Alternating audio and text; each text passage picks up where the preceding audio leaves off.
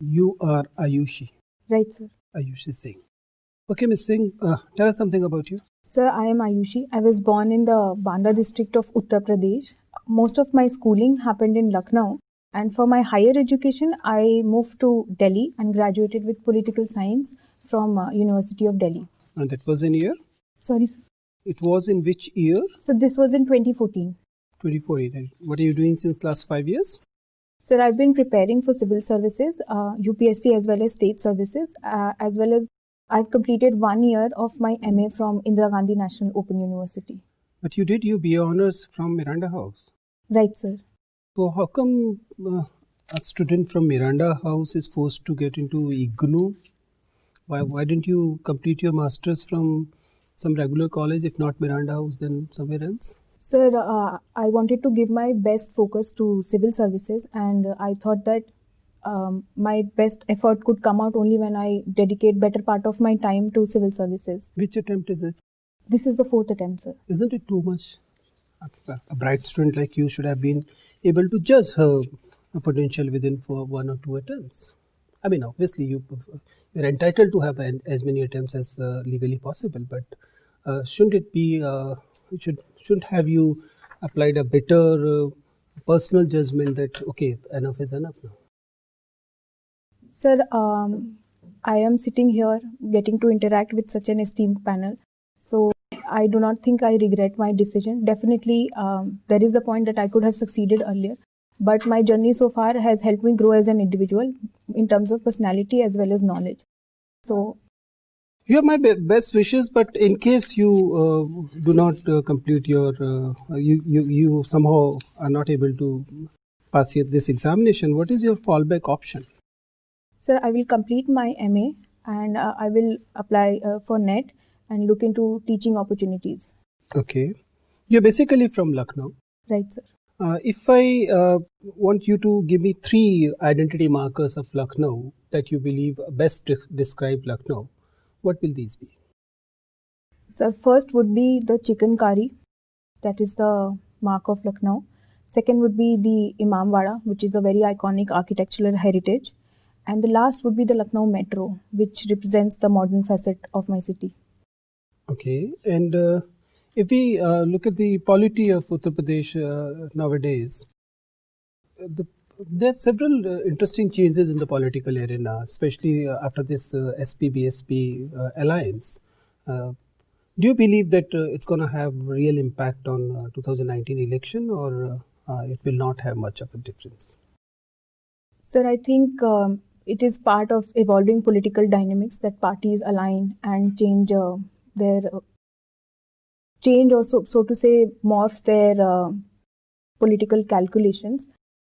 In my opinion, certainly it will have some impact on the outcome, but it is for the people of Uttar Pradesh and India at large to decide to what extent or how large. You studied political science. Political science is your optional subject. As an analyst, you must be having some feel that it's going to work or it's not going to work.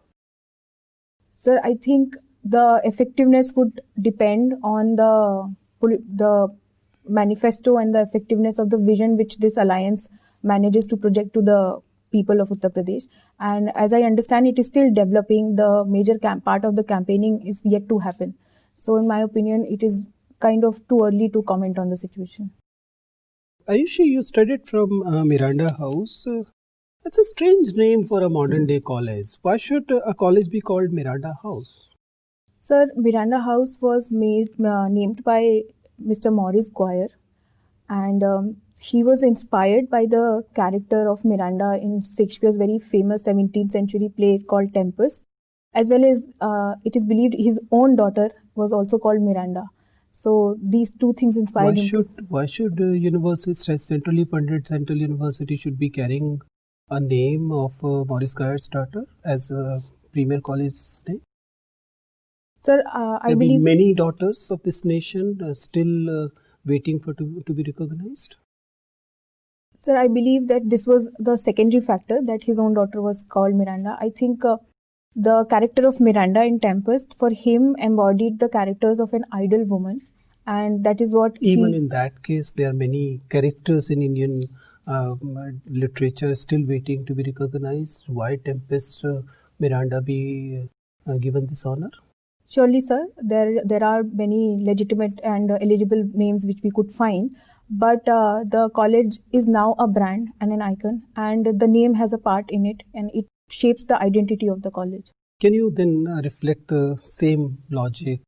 Why Ayodhya and why Prayagraj be named the way they are named now? Sir, in a democracy and in our political structure, it is the prerogative of the executive to decide on these matters.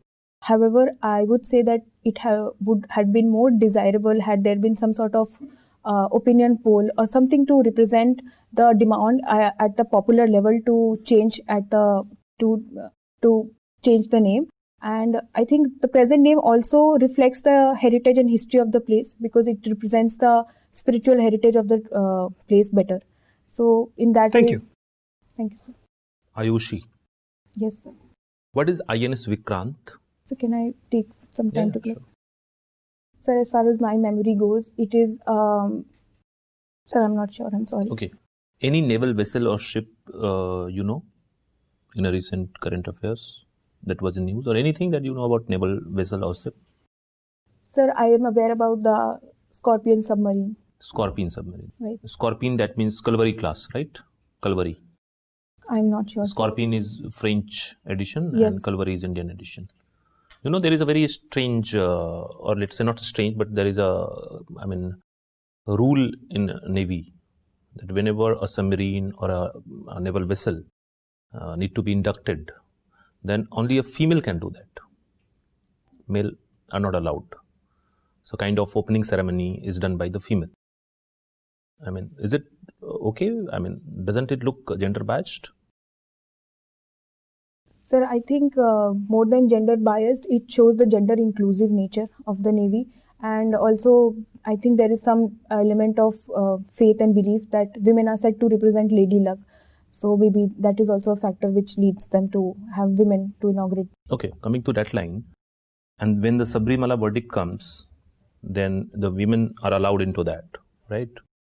So why can't we leave that? One temple creating a lot of problem, hurting sentiment of millions of people. There is many temples all around where women are allowed. Sir, I believe it is upon the women who have an ardent desire to visit the temple to make that decision. And as the court has underlined, it is part of their fundamental right under Article 25 to visit and the temple if they so desire. So I think it is a decision these women can best make for themselves. But then hurting the religious sentiment is also not good. Millions of people, the stakes are there. Right, sir. So perhaps the best way forward is to take the way of persuasion and gradually bringing this change and allowing the temple board to have the feeling that they are also a stakeholder and this decision is not being imposed on them. And sir, I believe that this change will come slowly but surely. Okay. What is COP24? You've come across that? I haven't, sir. I'm sorry. Conference of Parties? Okay, so I'm sorry. I heard UP24. Okay, COP24. Yes, sir. So this was the 24th Conference of Parties under the United Nations Framework Convention on Climate Change. It was held in Katowice, Poland, and it was held to decide the rules of the Paris Agreement Act. Okay, there was a term used in COP that was climate financing. Can you explain what is climate financing? Sir, I think it pertained to clause 6 of the agreement, and it was basically about the developed countries helping the developing countries finance the cost of adaptation and mitigation for climate change. You have studied political science and international relationship, right? Right. India has no first use policy. What is the advantage of having such policy? Why should we wait for a nuclear attack and then in retaliation we should attack another country? Sir, I think the advantage of such a policy was visible in the kind of nuclear reception India has received, whether it be the NSG waiver or Japan making a civilian nuclear treaty with India. NSG waived off?